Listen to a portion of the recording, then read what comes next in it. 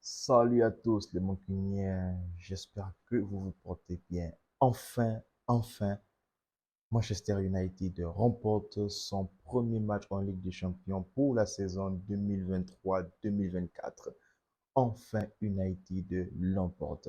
C'est vrai, United, donc encore une fois, n'a pas fait un jeu flamboyant, mais a quand même réussi à sauver l'hommage de Sir Bobby Charlton pour la réception du troisième match de la Ligue des Champions en affrontant bien évidemment la petite équipe du groupe, à savoir le Copenhague FC, le club qui est le formateur de notre meilleur joueur qui, d'après moi, reste Rasmus Højlund, qui encore une fois, même s'il n'a pas marqué aujourd'hui, reste un des éléments vraiment très indispensables. Et c'est vraiment pour la raison pour laquelle je fais comprendre que Højlund est pour moi l'une des meilleures recrues du mercato estival, du moins pour le moment.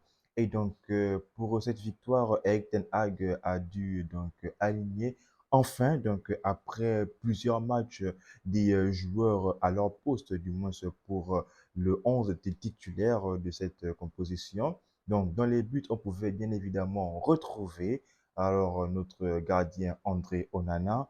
Et l'axe central était dirigé par le retour de Raphaël Varane et bien sûr accompagné par celui qui réclamait le temps de jeu, à savoir Harry Maguire. Et sur les côtés, enfin, des latéraux de métier, le Reguilon, que l'on a réussi à avoir dans les toutes fins du mercato. Et sur le côté droit, on pouvait retrouver notre latéral qui nous a sauvé de cette impasse pour pouvoir continuer notre réveil, notre marche en avant, donc Diogo Dalot, et le double pivot, encore une fois, emmené par Sofiane Amrabat et bien sûr notre McTominay, notre Écossais, qui fait toujours des bonnes performances avec son équipe nationale.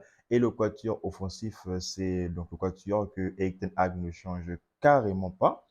En pointe, du moins, en attaque, on pouvait bien retrouver Rasmus Højlund. Sur les côtés, c'est bien évidemment Anthony et Marcus Rashford. Et pour les nourrir, du moins les actions offensives, on pouvait retrouver le capitaine de Manchester United, j'ai nommé Bruno Fernandes. Alors les gars, pour tous ceux qui ont regardé le match de la Ligue des Champions, alors on ne va pas se cacher en tant que fan de Manchester United, le match de Manchester United à la première période était carrément nul à chier. Ça y a rien à dire. Tout supporter du football et même tout supporter de Manchester United doit, et je pense que voilà, tout le monde pourra reconnaître cela.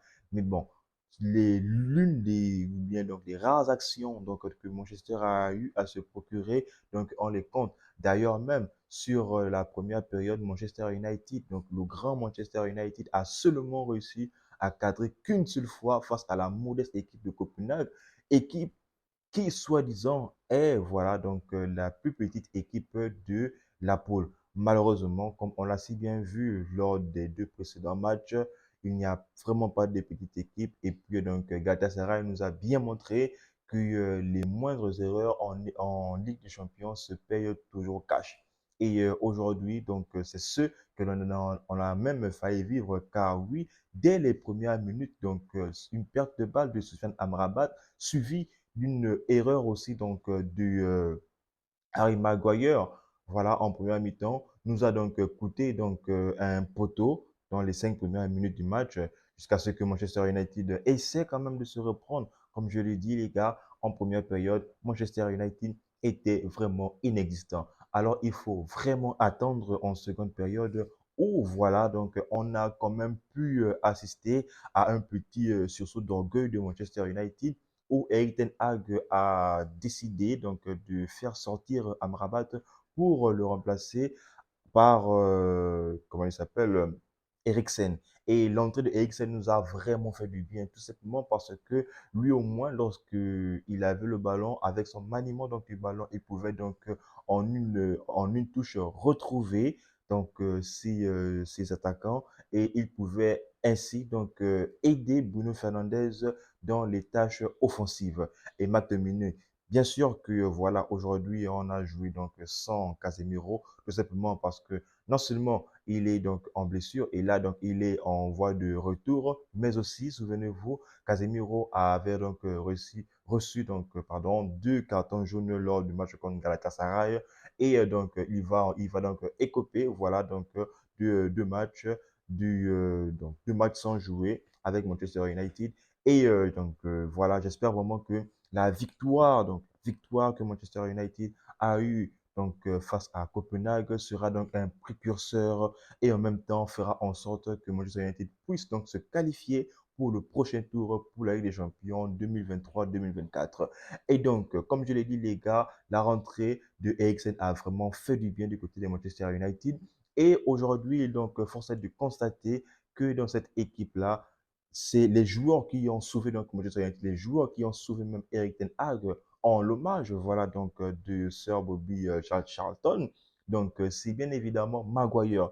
Maguire donc le joueur le plus décrié carrément du football a réussi donc à sauver donc son manager et a réussi à faire donc une performance, je vais dire voilà moyenne de sa part. Mais donc, il nous a marqué ce but-là crucial. Et encore une fois, ce but est venu donc de qui?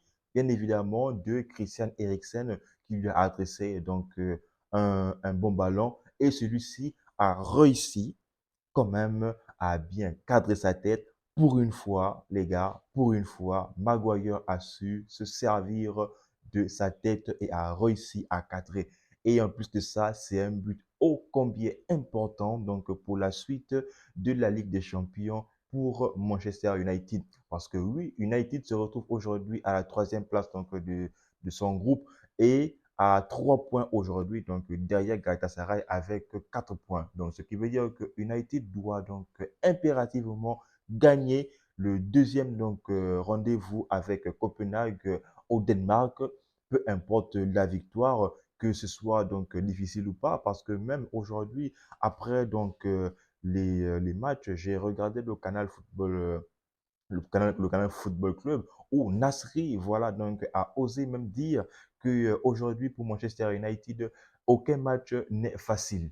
Donc, c'est aujourd'hui, on va dire, le manque voilà, donc, d'ambition que peuvent avoir donc, nos joueurs, ou bien donc, le manque d'envie que peuvent avoir nos joueurs qui ne réussissent pas donc, à les mettre donc, sur le terrain et faire en sorte que nous, supporters, lorsque nous regardons notre équipe jouer, nous sommes toujours fascinés, nous sommes toujours éblouis devant donc ces stars-là qui nous font rêver. Parce que aujourd'hui, lorsque l'on s'assoit pour regarder donc n'importe quel match, par exemple, lorsqu'on s'assoit pour regarder une équipe telle que City, une équipe telle que le Real Madrid, on est fasciné, on est toujours ébloui par le jeu voilà qu'il propose. Mais avec Manchester United, c'est vraiment on donne de si. Les jeux en mouvement se font donc vraiment, vraiment rares.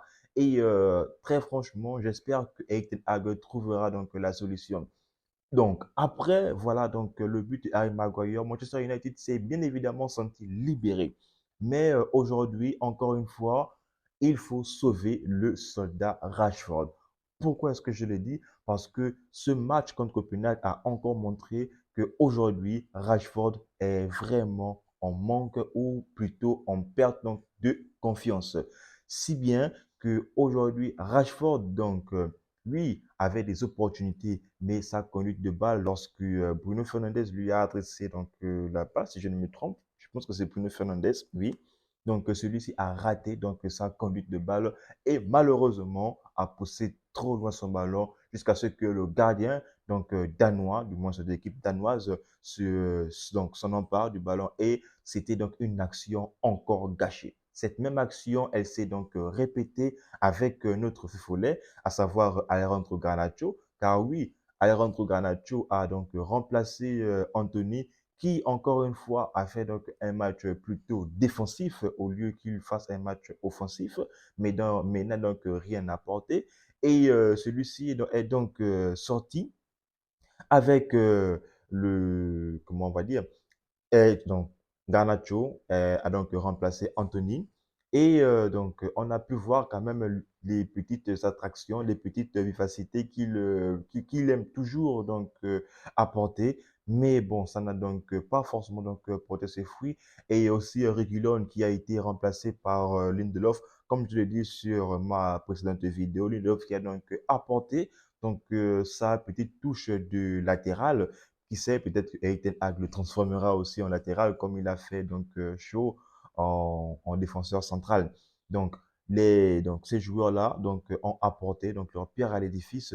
C'était peut-être pour faire reposer voilà Reguilon qui revenait à peine de blessure et donc il fallait qu'il entre peu à peu dans le match. Faudrait pas qu'il puisse se blesser à nouveau. Et c'était peut-être une tactique, on va dire plus ou moins de préservation de la part de Erik ten Hag.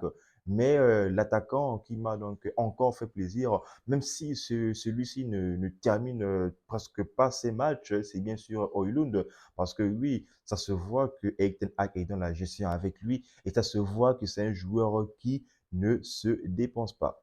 Moi, c'est un joueur qui est toujours là en train de donner du fil à retordre à la défense adverse. Même s'il n'a pas marqué, mais son jeu face aux équipes adverses montre toujours que c'est un attaquant sur qui on a vraiment bien fait d'aller piocher, sur qui on peut vraiment s'appuyer. Et en même temps, c'est un joueur aujourd'hui qui sait jouer en remise. D'ailleurs, il y a eu des actions où celui-ci a pu jouer en une touche avec ses coéquipiers. Malheureusement, pour on va dire un manque de spontanéité, les actions n'ont jamais abouti. Et en même temps aussi, peut-être que Højlund est peut-être, on va dire, trop guerrier, trop viking. Moi, je me dis qu'il y a penalty sur Højlund. C'est vrai, donc ça se voit très bien qu'il est attrapé par le défenseur danois, mais celui-ci, par sa force, par sa vivacité, réussit quand même à rester debout. On dirait Wayne Rooney qui refuse carrément à tomber dans la surface de réparation, tout simplement parce qu'il veut aller au bout de son action. Et hormis pour moi le penalty non sifflé de la part de Højlund, il y a aussi la faute voilà de Marcus Rashford. Heureusement du moins pour l'arbitre, il y avait un enjeu en amont. Donc Manchester United a pu s'imposer, mais le héros du match, les gars, le héros du match, c'est bien sûr André Onana qui, lors de cette rencontre, a fait vraiment taire les critiques parce que oui, être gardien de Manchester United, ce n'est vraiment pas facile. Et aujourd'hui, André Onana est carrément scruté à la loupe. Donc, peu importe ce qu'il fera, il sera toujours critiqué. D'ailleurs, lui-même, il a si bien dit, c'est comme ça la vie de gardien et peu importe dans ce qui se passe, il est maintenant aujourd'hui habitué à vivre avec les critiques et en même temps, pour lui, il a assumé que ça l'aide à s'améliorer de match en match. Donc, le sauvetage in extremis sur le penalty du joueur de Copenhague a vraiment soulagé tout un stade, a vraiment soulagé tout un club, toute une bande de supporters de Manchester United. L'arrêt décisif de Onana a permis à Manchester United comment on va dire, de retourner ou du moins de prendre en main sa première victoire sur ce troisième match de Ligue des Champions. Les deux joueurs les plus décriés du moment, à savoir Onana et Harry Maguire, aujourd'hui ont été les héros de Manchester United pour le troisième match de la Ligue des Champions 2023-2024. Comme je l'ai dit en amont, j'espère vraiment que sur ce match, Manchester United a trouvé son match de précurseur pour pouvoir aller au bout de cette compétition ou du moins aller le plus loin possible lors de cette compétition.